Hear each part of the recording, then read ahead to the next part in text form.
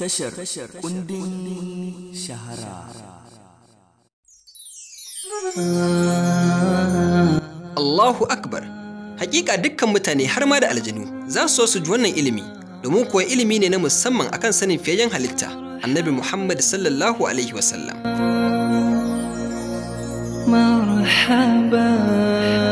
Kuma wannan za mu fara kawo muku ne daga kan kashi na ɗaya, wanda insha Allah za mu ci gaba da kawo muku wannan ilimi mai muhimmanci wanda zai ke zuwa muku a wannan tasha ta kundin shahara daga bakin malaminmu Sheikh Amin Ibrahim Daurawa.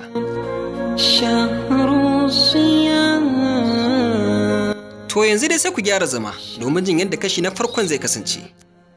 Bismillahirrahmanirrahim.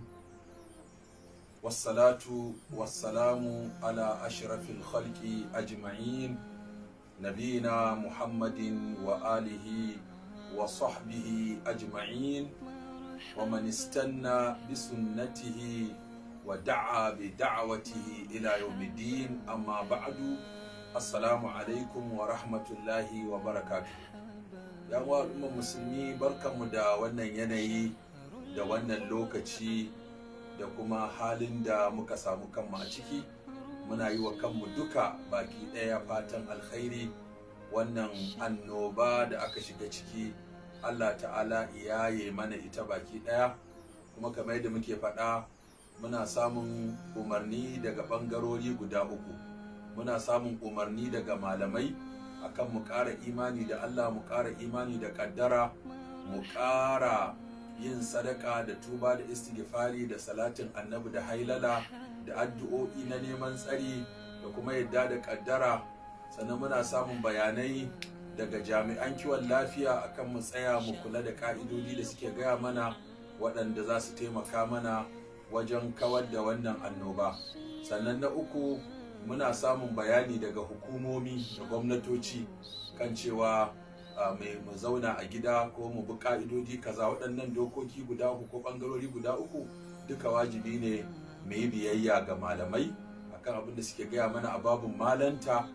Sannan mu yi biyayya ga jami'an lafiya akan abin da suke gaya mana a babun kiwon lafiya. Sannan mu bi biyayya ga gwamnati abin da suke gaya mana akan ka'idodi, domin su Allah ya ɗorawa nauyin kula da dukiyar mutane da lafiyarsu. Muna fata Allah ta'ala ya takaita mana wannan musifa, inda bata je ba Allah ya tsare ta, inda ta je kuma Allah ya yi ta baki daya. To ganin mafi yawa yanzu an fi shagala da zaman gida da kuma wato mutum ya keɓance kansa ko yana da lafiya ko ba shi da lafiya, to shi yasa na ɗauko wannan ƙaton littafi wanda kuna ganin sa a hannuna. Yana da shafi 1260 kuma shine juz'i na ɗaya. Akwai juz'i na biyun sa gashi nan. Wannan littafi gabaki ɗaya an wallafa shi ne domin magana akan rayuwar manzon Allah sallallahu alaihi wasallama, wato mawsu'atu ahadisi shama'ilin nabawiyya ash-sharifa. Malaman da suka taru suka tantance wannan sun duba littattafai na hadisi sama da 50, sannan kuma sun ce sun bibiyi wasu littattafai daban-daban wanda suka tantance hadisi 90,000. A cikin wannan hadisai 90,000 suka tantance duk wani hadisi da yake da alaka ko bayani akan wani abu da ya shafi manzon Allah sallallahu alaihi wasallama akan shama'il dinsa. An san abubuwan da aka rawaito mana daga game da annabi sallallahu alaihi wasallama, malamai sun kasa shi kusan kashi 10. Kashi na farko shine maganganun manzon Allah sallallahu alaihi wasallama, wanda suke cike da fasaha, suke cike da ilimi, suke cike da gaskiya, suke cike da koyarwa, suke cike da darasi.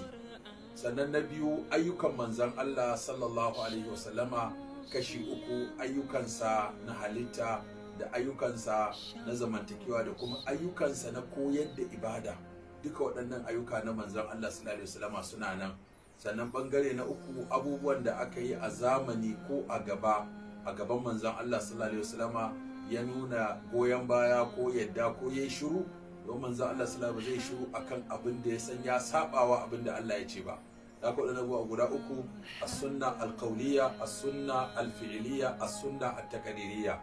Sannan sai na hudu da na biyar shine abin da ya shafi halittar manzon Allah da halayensa, wato sifatuhul khaliqiyya wa sifatuhu al-khuluqiyya, wato abin da ya shafi siffofin manzon Allah sallallahu alaihi wasallama na yadda Allah ya halicce shi tun daga tsakiyar kansa alaihi salatu wassalam har zuwa kafarsa, dukkan siffofin jikinsa da yanayin kyau da kamala da cika da Allah ya bawa manzon Allah sallallahu alaihi wasallam, wanda ba ai wani cikakken mutum mai kamala, mai daraja, mai kima, mai kyau, mai kyan gani, mai kyan hali kamar manzon Allah sallallahu alaihi wasallam ba. Sannan abu na biyar shine sifatuhul khuluqiyya, abin da ya shafi halayen manzon Allah sallallahu alaihi wasallam. Mutum ne mai haƙuri, mutum ne mai gaskiya, mai cika alƙawari, mai amana, mai son jama'a, mai tausayi, ya zauna da iyalansa, ya zauna da matansa, ya zauna da abokansa, ya yake gudanar da rayuwarsa gabaki ɗaya ciki da waje. To sannan kuma sai abin da ya shafi wato siratun nabi sallallahu alaihi wasallam qabla al-bi'sa, wato tarihin annabi kafin a aiko shi har zuwa cikarsa shekara 50, har zuwa cikarsa shekara 40, da kuma shekara 13 da ya a Makka bayan aiko shi, da shekara 10 da ya a Madina bayan hijira. Muka hada su shekara 63, to ya rayu shekara 40 kafin a bashi annabta, da kuma shekara 23 da yayi lokacin da aka aiko shi da sako ya isar. Zaman Makka shekara 13, zaman Madina shekara 10, shekara 23 yayi aiwatar da su. Sannan kuma siratuhu ba'dal ba'asati, sirar annabi sallallahu alaihi wasallam bayan an aiko shi. To kashin wannan aka fitar da shama'il da dala'il da khasa'is. Dala'il sune abin da ya shafi abin da ke ƙara tabbatar da annabta manzo Allah sallallahu alaihi wasallam na mu'ujizozi da ayoyi da Allah ta'ala ya bashi, su ne dala'ilin nubuwa ko tafaitili akai. Sannan akwai shama'il, tadodi, al'adu, halaye, halitta, zamantakewa na manzo Allah sallallahu alaihi wasallam mai ban sha'awa, mai ban kaye, mai ban mamaki, wanda yake kunshe da ilimi da koyarwa da hakuri da sadaukarwa da dukkan abin da dan adam yake so ya koya dangane ga rayuwar annabi sallallahu alaihi wa alihi wa sallama. Sannan kuma akwai khasa'is, wanda suka keɓanci manzon Allah shi kadai, abinda Allah ta'ala ko ya halatta masa bai halatta ko bai halatta ko bai halatta masa ba, abin da suke khasa'is al-kubra, abin da yake keɓanci manzon Allah sallallahu alaihi wasallam. To da dala'il da shama'il da khasa'is, sifatuhul khalqiyya, sifatuhul khuluqiyya, asira qabla al-ba'sati wa sira ba'da al-ba'sati, aqwaluhu, af'aluhu, taqriratuhu, duka waɗannan abubuwa su ne wanda wannan littafi da kuke gani kirkeke wato ya kawo, wanda na ga muku mujalladi na ɗaya gashi yana da shafi 1260. Saboda haka za mu ɗauki fasali na farko mu ji me ya ƙunsa a cikin wannan. Kawai mujalladi na farko ya kawo fasulla waɗanda suka shafi rayuwar annabi sallallahu alaihi wasallama, wanda za ka ji daɗin karanta wannan littafi saboda yana magana ne akan manzon Allah sallallahu alaihi wasallama. za ka ƙara san annabi, za ka ƙara ƙaunar annabi, za ka ƙara girmama annabi, za ka ƙara bin annabi sallallahu alaihi wasallama sau da kafa, ciki da waje, ido rufe, za ka bi manzon Allah sallallahu alaihi wasallama idan ka ji wannan littafi. Da haka za mu fara da babun farko, wanda a babun farko abinda malam ya mai da hankali akai shine magana akan nasabar manzon Allah sallallahu alaihi wasallama, da sunayen manzon Allah, da alkunyan manzon Allah sallallahu alaihi wasallama, da kuma abin da ya shafi manzon Allah sallallahu alaihi wasallama dangane ga wannan. Dama abin da Laraba suke cewa a babun farko shine an-nasabu wa sharaf, ko al-hasabu wa nasab, kai waye, kai dan waye. To annabi sallallahu alaihi wasallama shine shi, kuma shine dan manyan mutane wanda ya fito daga zuriyar annabi Ibrahim. Saboda haka ta nasaba babban mutum ne, ta shi kansa babban mutum ne. Allah ta'ala bai wata halitta mai girma mai daraja ba kamar manzon Allah sallallahu alaihi wasallam. Domin abin da Allah yake ba mutum ya ɗaukaka shi shine ya yi shi mutum, ya yi shi musulmi, ya yi shi annabi, ya yi shi musali, ya yi shi khalil. To khalil din nan shine karshen soyayya da girma, wanda ba wanda ya samu wannan daraja sai annabi Ibrahim, sai annabi Muhammad sallallahu alaihi wasallama. Kuma annabi ya ɗara shi da maqamul mahmud, asa an yaba a saka rabbuka maqaman mahmuda. Annabi sallallahu alaihi wasallama ya ce wannan wata kujera ce, ba wanda zai same ta sai mutum ɗaya tak, kuma ina fata ni ne. Da kan an kira sallah, kun ji an gama kiran sallah, ku ce Allahumma rabba hazihi da'wati tamma was-salati al-qa'ima ati Muhammadan al-wasila wal-fadila wa ba'ashu maqaman mahmudan allazi wa'adtahu. Yace mai karanta wannan bayan ya ji kiran sallah, halladdahu shafa'ati. To an fara da al-fasl al-awwal, sharafu nasabin nabi sallallahu alaihi wa sallama, wannan fasali na farko yana magana akan darajar nasaba wato ta manzon Allah sallallahu alaihi wasallama, sannan kuma da magana akan asma'uhu wa kunyatuhu, abin da ya shafi sunayen manzon Allah da kuma alkunyan manzon Allah sallallahu alaihi wasallama. to malam ya fara da kawo mana wani dogon hadisi wanda Imamul Bukhari ya rawaito. Wannan hadisi wato an rawaito shi ne daga Abu Sufyan bin Harb. kun sa Abu Sufyan bin Harb sun haɗu da manzon Allah sallallahu alaihi wasallama a kakansa wato Abdul Manaf. Abdul Manaf yana da 'ya'ya guda 5, wato akwai mata akwai maza. Manya-manyan 'ya'yansa akwai Abdul Shams, akwai Naufal, akwai Mutallab, akwai Hashim, akwai wani ɗan ƙarami da shi ya rasu yana ƙarami. Da haka waɗannan hudun su ne suka shahara a 'ya'yan Abdul Manaf: Abdul Shams, Naufal, Mutallab da kuma Hashim. To anan si Abu Sufyan ya fito ne ta ɓangaren Abdul Shams, shi kuma Annabi sallallahu alaihi wasallam ya fito ne ta wajen wato Hashim. kun ga kenan in aka zo kace Annabi Muhammad sallallahu alaihi wasallama dan Abdullahi dan Abdul Muttalib dan Hashim, sai kace Abu Sufyan bin Harb bin Umayya bin Abdul Shams. Kaga kenan sun hada a kakanni, wato kakansu daya shine Abdul Manaf. To shine yake cewa anna Hiraqala arsala ilaihi fi rakabin min Quraish, wato tafiya ta kama shi zuwa yankin kasar Sham. A lokacin kasar Sham tana karkashin mulkin Romawa. To a lokacin kuma Annabi sallallahu alaihi wasallama ya aika ma sarakuna wasiƙu yana kiransu zuwa ga addinin musulunci. Dama manyan dauloli masu ƙarfi masu faɗa aji a yankin a lokacin shine daular Farisa da kuma daular Rum. To sai Annabi sallallahu alaihi wasallama ya aika musu wasiƙu yana kiransu zuwa ga addinin musulunci. Duk sarakunan duniya gaba ɗaya Annabi ya aika musu wasiƙu.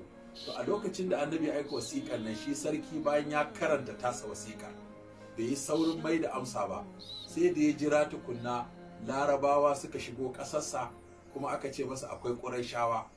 Sai ya ce to a kirawo su, zai musu tambaya game da wani abu da ya shina a cikin littattafansu game da manzon Allah sallallahu alaihi wasallam, ko za a dace shine annabin da annabawan da suka gabata, su annabi Musa, su annabi Isa suka yi bishara da zuwansa. Da sai aika a cikin wasu ayari wanda suka tafi kasuwanci, wanda shi Abu Sufyan shine madugun wannan tafiyar.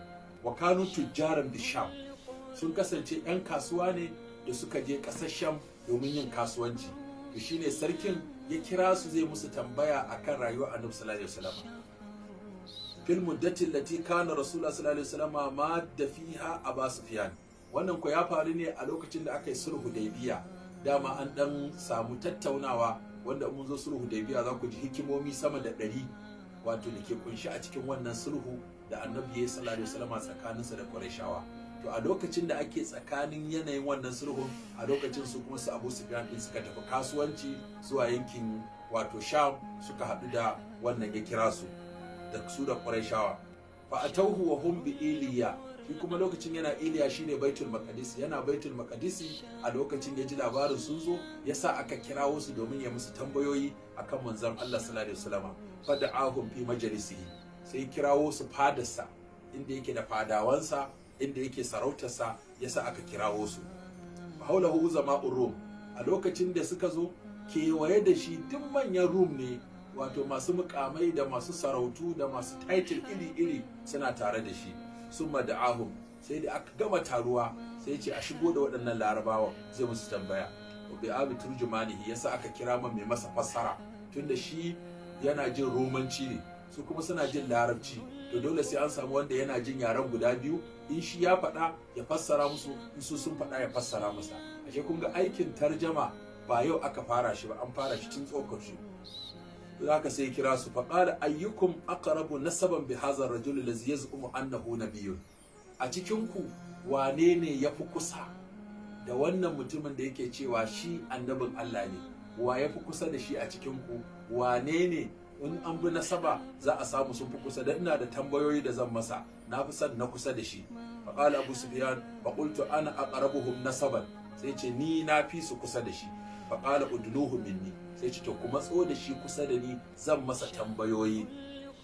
wa qarribu ashabahu kuma kusanto da abokansa su tsaya a bayansa faj'aluhum inda zari ku sanya shi a kusa da kafa su tsaya a bayansa dab da shi sun makalar turjumani sai ya gaya mu mai masa fassara kullahum inni sa'ilun haza an hazar rajul ka gaya musu su abokan nasa zan tambayi wannan mutumin akan wancan annabin da ya aiko min wasiƙa fa in kazabani in yayi min ƙarya fa kazibuhu ina so ku ƙaryata shi ku ce wannan magana da ya faɗa ƙarya ce wallahi laulal haya'u yace wallahi in banda kunya min an ya asiru alayya kadiban kas su gano ni makaryaci ne da kazamtu alayhi da na masa ƙarya. Wannan darasi mai yawa ga kiyayya a lokacin ga gaba ga kowa yana so ya murkushe dan uwansa amma an sharɗanta masa in yayi ƙarya a ƙaryata shi da haka yace in banda an samu wannan sharadi da a cikin amsoshin da ban bayar sai na faɗi abin da ba gaskiya ba. To nan za mu tsaya sai ku saurare mu don ci gaba da karatun wannan littafi mai albarka wanda magana ce kawai akan manzon Allah sallallahu alaihi wasallama tun daga nasabarsa za mu ci gaba da yi ba gajiya za ba duk da girman littafin haka za mu ci gaba insha Allah don magana akan annabi daɗi gare ta ba a koshi. Nan za mu tsaya sai a darasi na gaba. Wassalamu alaikum wa rahmatullahi wa barakatuh.